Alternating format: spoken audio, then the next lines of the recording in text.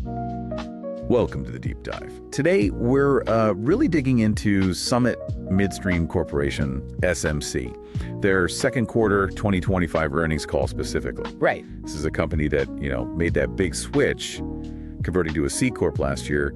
They're on the NYSE now. Yeah, and I think there's a lot to unpack here. Definitely.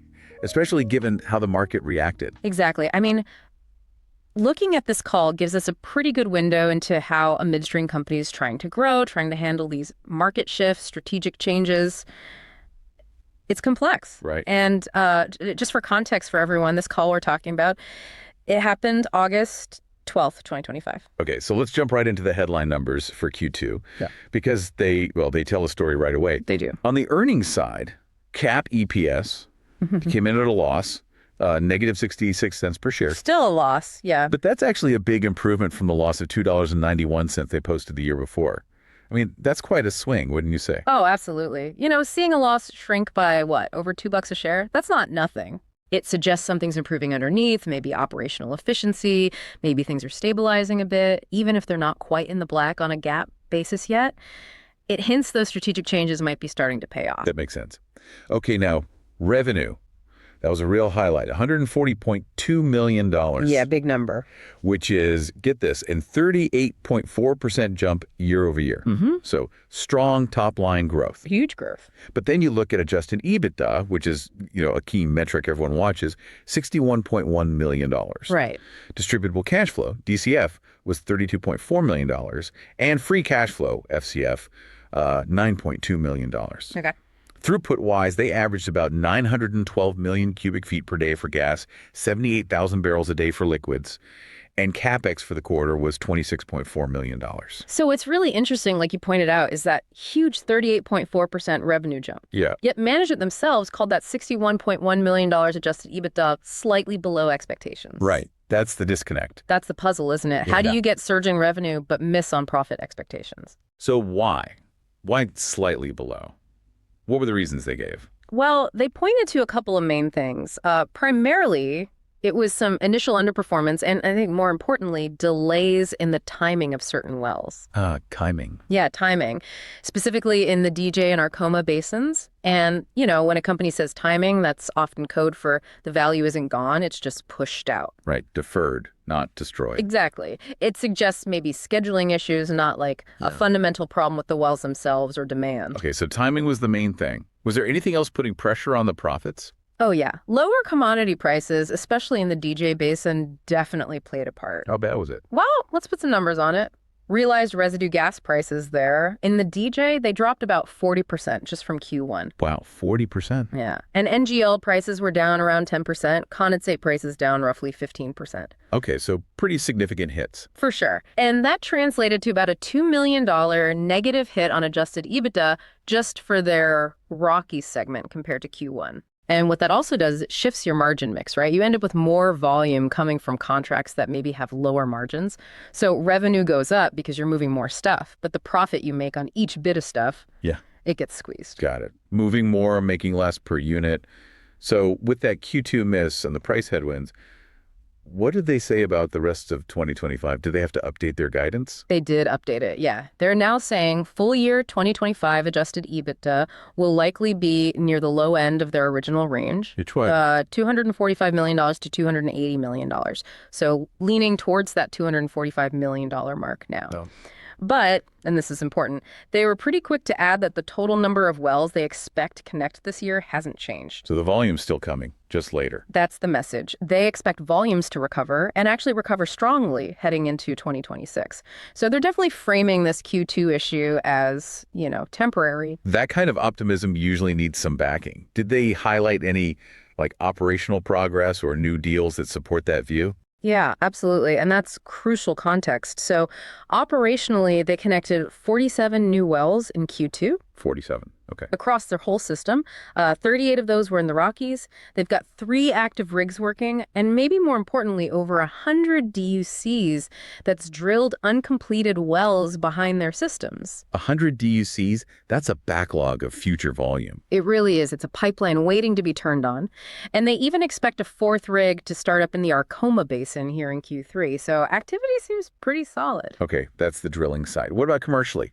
Any big contracts signed? Yes, a couple of really significant ones. First, a new 10-year extension on some gathering agreements in the Williston Basin with a major customer. 10 years, that's long-term stability. Exactly.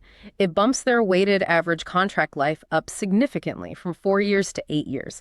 Now, they did give some rate relief to get it, but the idea is that incentivizes the customer to drill more in an area where there's apparently a lot of inventory. So it locks in that long-term fee-based business. Smart trade-off, potentially. What else? Then there's the Arkoma Basin. An anchor customer there is kicking off a 20-well development program. 20 wells. Yeah, starting Q4 this year, running through the first half of 2026.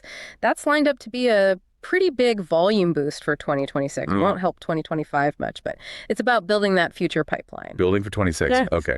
And wasn't it about the double E pipeline, too? Yes, good catch. They signed a new 10-year precedent agreement. This is for 100 million cubic feet per day of firm capacity on double E. Firm capacity, that's good. Very good. It's dependent on their customer actually making the final investment decision, the FID, on a new processing plant down in New Mexico. Okay, so contingent. Contingent. But if it goes ahead, the expected in-service is Q4 2026. Again, it's about securing those predictable, long-term, de-risked revenues. That's the strategy. Let's switch gears slightly to financial health. Always important. Where do they stand at the end of Q2? Okay, so net debt was sitting around $944 million. Almost $1 billion. Yeah. Liquidity-wise, they had about $20.9 million in cash, plus $359 million available on their main credit line, their ABL facility. That's a $500 million facility, and they'd drawn $140 million of it. So decent available borrowing capacity. Seems like it. Their total leverage ratio was about 4.1 times, and interest coverage was 2.7 times. And management was pretty clear they think this liquidity is enough to fund the growth they're targeting. And are they doing anything on the cost side? Operational efficiencies? They are. One project they highlighted is kind of interesting. They're moving some compression units they already own from the Permian and DJ Basins, where they're maybe not needed as much right now, over to the Arkoma region. The goal is to replace units they're currently leasing over there. Swapping owned for lease to save cash. Exactly. That started in Q2, should be done by year end, and they expect that to start boosting their EBITDA margin, probably beginning Q1 2026. So it's a direct cost-saving measure. Makes sense. And one other thing, maybe more symbolic but still important, was the Russell Index inclusion. Right, yeah. As of June 30th, 2025, SMC got added to the Russell 3000, the 2000, and the microcap indices. What's the real significance of that for a company like SMC? Well, it's not just bragging rights. Being in those indexes, it really boosts visibility. Think about all the index funds and passive investors that now have to potentially buy the stock. Right, automatic buying. Potentially, yeah. It could increase demand, improve trading liquidity. It's kind of a stamp of approval, showing they're gaining wider market acceptance, especially after that C-Corp conversion. Okay, so that brings us to the market reaction. Yeah. Because despite all these positive strategic moves, the market reaction on the day of the call, August 12th, was pretty brutal. It was rough. The stock opened around $24.26, closed down at $20.30. That's a 16.3% drop in one day. Yeah, a big hit. And the trading volume spiked too. Hit 185,000 shares, which was like 2.5 times the volume from the day before. So investors were actively selling on the news? What does that tell you? It tells me the market was laser focused on the Q2 miss and that lowered guidance for the full year. Not the long-term story. Not immediately, no. Despite management talking up the volume recovery and the contract wins, the immediate reaction was negative, and the high volume suggests there was real conviction behind that selling. Short-term pain trumped the long-term potential, at least on that day. And you mentioned the commodity price weakness earlier. That broader environment wasn't helping things, was it? Not at all. You know, Henry Hub natural gas prices definitely softened between Q1 and Q2. They ended June around $3.02 per MMBtu. Still low historically, relatively speaking. Right. And that weakness just adds pressure, especially for assets like theirs in the DJ Basin where the pricing hit was significant. It's just a tough backdrop. Yeah. It really highlights why their post-MLP strategy is so important, doesn't it? Absolutely. That conversion back on August 1st, 2024 wasn't just a technicality. It signaled a real shift. Toward, bolt-on acquisitions, like we saw, really focusing on locking in those longer-term contracts and generally trying to expand their options, their pipeline optionality. And we saw that strategy in action with the Moonrise Midstream deal in the DJ back in March, right? About $90 million.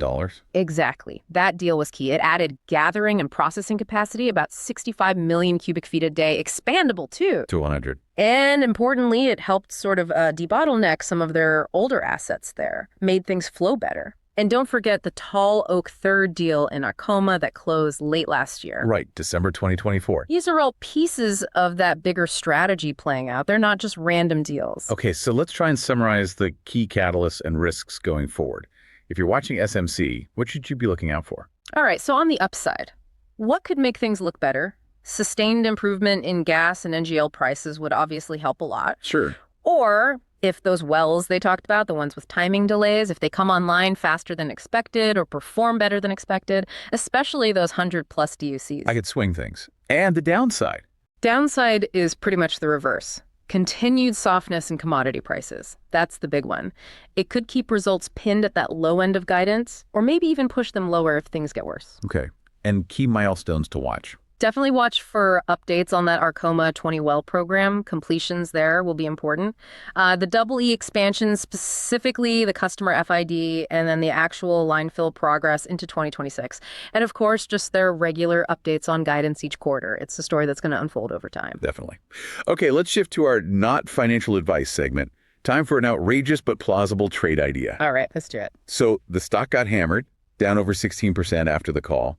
The market's clearly focused on the Q2 miss, the guidance trim, the timing delays, the commodity price hits. What's the contrarian play here if you were pitching this? Okay, here's the pitch. The thesis is simple. The market overreacted. It punished SMC too hard for short-term issues and completely ignored the solid strategic progress and the operational catalysts building underneath. So you think the sell-off was overdone? I think it might be. The short-term pain is real, but it might be masking a pretty compelling long-term de-risking story. So the trade idea, go long SMC. What's long SMC? Well, long SMC, but pair it simultaneously short a basket of, let's say, pure play natural gas producers, specifically ones that are highly leveraged and don't have the kind of long-term fixed fee contracts that SMC is actively locking down. Interesting. A pair trade. Okay. Walk me through the why for the SMC long part first. The why for SMC long is built on those contracts we talked about. That 10-year Williston extension, the 10-year Double E agreement for $100 million a day. Yeah. Those are sticky fee-based revenues. They provide a cushion against commodity swings coming online more fully into 2026. Remember management saying the Q2 miss was primarily timing? Right. And look at the activity. 47 wells connected, 3 rigs, 100-plus DUCs ready to go. Plus that big Arkoma program starting soon. That's a real, tangible volume catalyst for 2026. They're laying the track for future predictable cash flow. Okay, that makes sense for the long side. What about shorting the producers? What's the hedge angle there? That's the hedge, exactly. If Henry Hub prices stay low or even fall further, those pure play leverage producers, they're way more exposed. Much more sensitive to the spot price. Totally. They don't have the safety net of those long-term fee-based contracts like SMC is building. So they'd likely feel the pain much more sharply. This whole trade, it's really a bet on patience. Patience, okay? Yeah, betting that SMC's asset strength and their strategy, the bolt-ons, the long contracts, the pipeline options, will eventually win out and the volume recovery will happen. The market's pricing in the immediate hurt, but maybe ignoring the long-term cure that's taking shape. We think there's value there as those deals and efficiencies hit the bottom line in 2026. All right, so wrapping it all up, Summit Midstream's Q2 call showed, well, a mixed picture. Strong revenue growth, yes, but that adjusted EBITDA came in a bit light. And they trimmed the full-year outlook. Right, mainly due to those, timing issues and the hit from commodity prices. But despite that, and the market's pretty negative reaction, yeah, despite that, the underlying story seems to be one of progress. Lots of new wells connecting, those really important long-term contract extensions, strategic expansions like Double E. They seem optimistic about 2026. They do. Management's definitely pushing the narrative of volume recovery based on these foundational steps. It suggests maybe that the market's reaction could be an overcorrection focused too much on the immediate quarter. Makes sense. And just our standard reminder, everything we've discussed here today, it's purely for informational and hopefully entertainment purposes. Definitely not financial advice. Absolutely. Please do your own homework, your own due diligence before making any investment decisions. Thinking about it, what parts of SMC's strategy do you think will actually move the needle most in 2026? Be interesting to hear different takes on that. Good question to ponder. All right, until next time on The Deep Dive.